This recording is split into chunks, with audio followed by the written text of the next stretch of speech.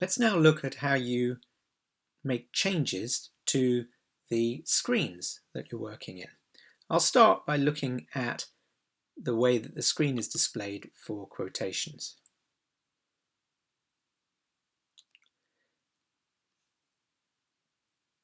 From here, if I want to design the fields, I can do so. This shows me the names on each of the tiles up here, starting with the main columns and then the detailed information. If I want to create my own tile, I can do so, and I can give it a name.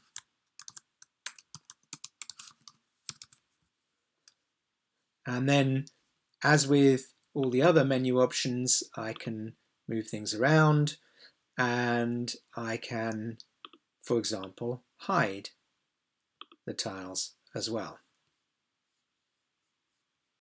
So if we also want to change the names of any of the existing tiles, we can use the same rename concept. You need to actually highlight the one that you want, and let's say we want to call this crossrefs.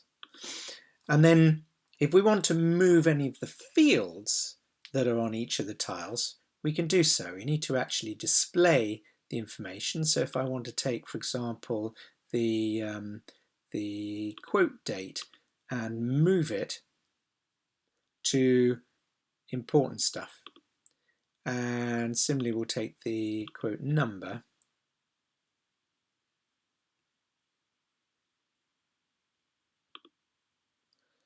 and then we'll accept what we have. So what you can see is that if we look at our important stuff, we've got our date and our number on the important stuff tile.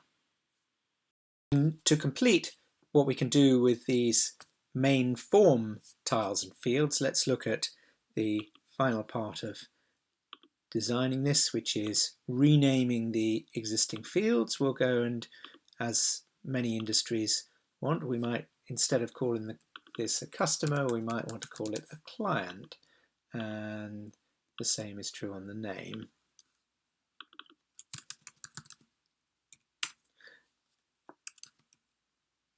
And then with any of the other fields, there may be fields that we're not interested in seeing. Any of the fields we want to hide, we simply select hide and they're gone.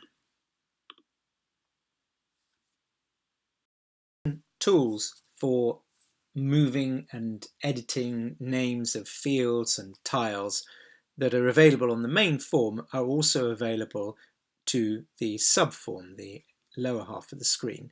So for example, if I want to design the sublevels, it will actually show me each of the tiles that are here and the same possibilities for moving the tiles around and also for hiding or showing. So for example, if we want to get rid of the price quotation remarks, we can simply hide it.